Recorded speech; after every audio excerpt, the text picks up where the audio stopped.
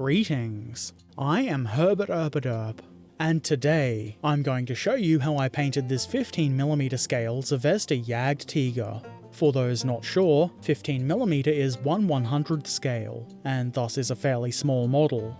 The kit is one of Zvezda's snap-together kits, and I think it's quite a good little model. I did rather enjoy putting it together. If you want to see the build video, there's a link in the description and in the card in the upper right corner now. No sense waffling too much about it, let's get to painting. Unfortunately, because I'm a bit of a ding-dong, I seem to have forgotten to record the base coating, but I used Vallejo Model Color Middlestone, which I feel makes a nice Dunkelgelb. This was of course airbrushed on, and then followed with an airbrushed highlight using a mix of roughly half Middlestone and half Model Color Buff. This was sprayed from above and slightly to the sides of the model. It's fairly subtle, and looking at the video I think maybe I could have gone a bit heavier with it, but this is fine. Remembering to make sure that I'd hit record, I apply some more highlighting, this time with a dry brush of plain buff. I'm going quite lightly with this because I don't want to overpower the base coats, I mostly just want to bring out the edges and bits of raised detail. I was able to get it pretty much how I wanted it. The highlighting isn't overbearing, but it is there and should make a good base for the rest of the painting to go over. Decals are next. Well, after applying some gloss varnish to the areas I wanted the decals, of course. These are just a pair of crosses. The Zvezda kit doesn't include any decals, so I've used some from a Plastic Soldier Company set. Not much to say about this really, just a couple of crosses on the sides of the casemate. You could of course add more markings if you wanted to, but I've seen plenty of Jagdtigers with just the Balkenkreuz or no markings at all, so that's what I went with.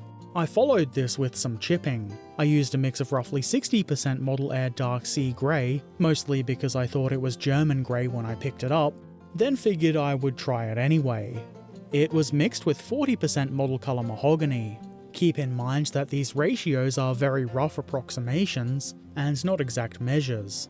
I know how you kids like your exact measures, but you're not going to get them here. This is a slightly different mix than I would usually use. I was going for a slightly more browny colour this time.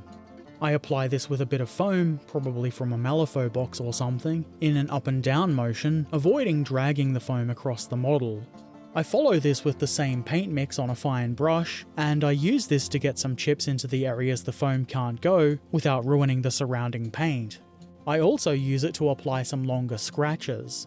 I do this with as light a touch as I can manage. They are meant to look like scratches after all, not painted on lines. This is a small scale model, so big scratches will probably look a bit out of place here. I was trying to be pretty light with the chips and scratches. It's fairly decent, but maybe a little bit heavier than I actually wanted. I'll go with it anyway. Now to paint some of the details. I use Vallejo Model Color Black Grey and paint the towing cables. There's quite a lot of cable to paint here, and it is pretty small, so do take your time and go slowly with it. You can fix it if you make mistakes, but why not try and save some time and just not make the mistakes in the first place? I continue using the same colour to paint the various tools, like these track tool things, whatever you call them. The hull machine gun, which isn't really a tool, though I guess you could count it as a tool, just not one for maintaining the tank. There are of course actual tools like the hammer, for when it's hammer time, the axe, for when a question needs to be axed, the shovel, for when somebody asks if you can dig it, and the wire cutters for when you need to bust open some padlocks and do some looting. Or cutting wires if that's the sort of thing you're into. I keep using the same colour because why not, and paint the tracks, starting with the spare links on the sides of the casemate. And of course I also paint the tracks that are on the vehicle. Not to say that the spare track links aren't also on the vehicle, but you know what I mean. Other than around the wheels, you can get away with being a little bit less careful with these, and it is of course pretty simple. I didn't feel there was much of a need to give these any highlighting. They will get track washed later, and there's not really much detail to bring out anyway. And I think that's about enough use of the black grey for today. Then I used Model Color Beige Brown to paint the tool handles. Like with the metal parts of the tools, these are small bits that are very close to the hull, so again, I'm trying to be careful with them. I used the same colour on the whatever these rods are. I think they're gun cleaning rods, but of course I could be wrong. After this, I paint the exhaust pipes with model colour Mahogany Brown. I didn't really like the bits joining the pipes to the hull. I think it looks odd, but I don't see there being much I could do about it other than trying to avoid painting them. Very exhaust pipey anyway.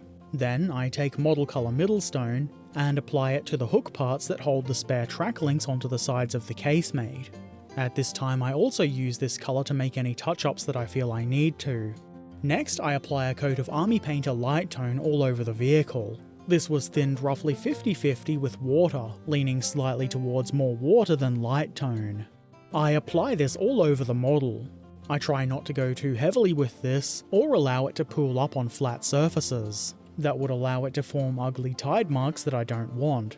It will naturally accumulate in recesses and corners, which is what we want. When it's dried, it's not super obvious, but it does add some interest to what isn't a very colourful vehicle. Then I take some Vallejo Model Colour gunmetal and very lightly dry brush it on the cables. I'm definitely trying to avoid getting this onto anything else. Then I use a fine brush and apply the same colour to more or less everything else I painted with the black-grey, except for the tracks. I'm being careful to not go overboard with this, because I don't feel like an excess of metallic colours is very convincing in small scales like this. I follow that with some Army Painter dark tone applied to all of the bits I just added gunmetal to. I figured this would help darken them down a bit and add some shadow along the edges of the parts. I do spill a little bit of this on areas of the armour where I don't really want it, but it's easy enough to brush water onto and thin it out, though be sure to do this quite quickly before it starts drying and leaving tide marks. When applying this to the exhaust pipes, I realised that I hadn't painted the jacking block. I'm just the worst. So I painted that with model colour Beige Brown. I obviously try to avoid painting the frame it's in, but I did have to touch it up afterwards with Middlestone. Not really a big deal at all. Then I get the dark tone out again and apply it to the jacking block, and after that I add it to the vents on the engine deck. This is undiluted, and I just fill all those little holes with it. When it's wet it does look a little bit dark. When it's dried it should look a bit less extreme and hopefully better. Next it's time to paint the gun. I used a mix of roughly 3 parts Model Air Dark Sea Grey to 1 part Model Air Black. I want this gun to be in the dark grey heat-resistant primer colour to represent a gun that has been replaced, but not painted to match the rest of the vehicle. The gun barrel being unpainted is far more common on models than it was in real life, which does make sense. The kind of facility required to replace a gun is probably also going to be capable of painting said gun. I'm not especially worried about realism, I just thought it would be interesting to do, which is almost certainly the same reason other modelers do it. It did turn out a little bit darker than I really wanted it to, but I left it sit for a bit so I could ponder on it. In the meantime, I painted the rims of the road wheels using model colour gunmetal grey. Obviously this should be done carefully to avoid getting the metal colour on areas you don't want it, like the sides of the wheels. I figure the shininess of this will be dulled down a bit later, so I didn't do anything else here. Then I decided to lighten the gun barrel a bit with a dry brushing of dark sea grey, this time without any black added to it. I start out pretty light and gradually increase the amount of grey that I'm putting on, and I'm focusing it on the top and sides of the barrel. That way it should look like there's some shadow along the bottom. I'm pretty happy with how this has turned out. I applied some satin varnish, because I couldn't find my gloss, and then it's enamel time. The clear coat is to protect the acrylics from the enamels, which if applied straight over the acrylics will cause damage. First, I apply some AK Interactive Track Wash to the tracks, because that seems like a pretty reasonable use for a track wash. Don't forget to do the spare track links as well. If and when this gets onto an area you don't want it, it is simple enough to remove using a clean brush and at least somewhat clean thinner. It doesn't have to be perfectly clean. I also apply a little bit of this to the exhaust pipes because why not? And then I think that's about it. I'm pretty happy with where this is at. At this scale, I think less is more, and I'm using the view it at an arm's length method for determining if I like what I've done. It is intended as a gaming piece after all. I could tinker with more enamel weathering, but sometimes you just have to say, this is done, before you end up overdoing it. So I'm going to say this 15mm scale Zvezda Jagdtiger is complete. This was a fairly quick and simple paint job, but I'm pretty happy with it. In my head, the story for this vehicle is that it was rushed from the factory in Dunkelgelb and never received any camouflage colours when it got to the front, either through lack of time or it not being needed. I prefer the latter. It has obviously fought enough to require a gun replacement, so it seems like nobody has been worried that there was no brown or green on it. I'm not sure where this Jagdtiger would serve, but that's not really important to my story. As for the gun, we can just say that there was no paint available when it was replaced. Probably stolen by some covert operation, intended to rob the Germans of camouflage, making their tanks easier to spot. Yeah, that sounds about right. I'm pretty easily amused. So, I'm pretty happy with how this model has turned out. I think for something that's A, cheap, and B, a snap kit, it looks really good. Obviously it's not going to be as detailed as something like a 1/35th scale kit would be, but it doesn't need to be. It is a gaming piece, and I think this is going to look pretty good on the table. I do only have one of these, I mean the plastic kit. I'm pretty sure I've got some resin and metal ones from Battlefront. I'm not quite sure how you field these in Flames of War, and I have no plans to play a game of it anytime soon, so I'm not in a rush to field them anyway, but I do suspect that you can bring more than one. I think the next time I paint a Jagdtiger, if it's in this scale, I will do it a bit differently, just because I've already done one this way, so maybe something in a camo scheme of some sort is in order. I think I did an okay job with this vehicle, and I'm pretty happy with the chipping. I think the slightly more brown colour I've used there worked pretty well. It seems to make the chips a little bit less obvious at a distance, but they're still there when you look closer. I also think the grey gun barrel is interesting. I've never done that before. I mean, it's not some fancy tricky thing to do, but it is interesting.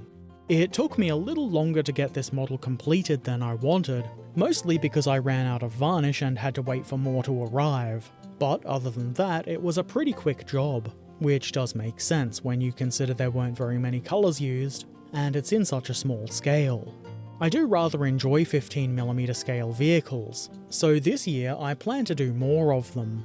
I'm pretty sure nothing I've done here is unusual or special in any way, it's all pretty basic stuff, but I do hope it's been helpful to somebody, or at the least mildly entertaining.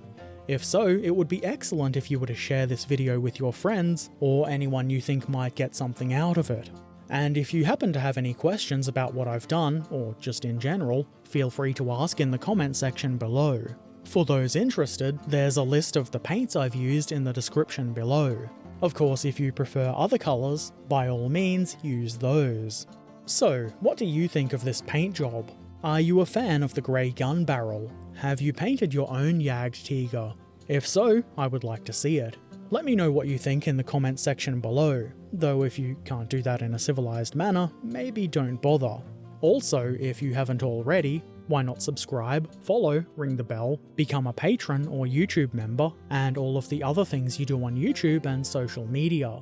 Links to all of my things are in the description below, and as always, I shall return soon. So until then, be excellent to each other, and thank you for watching. Farewell.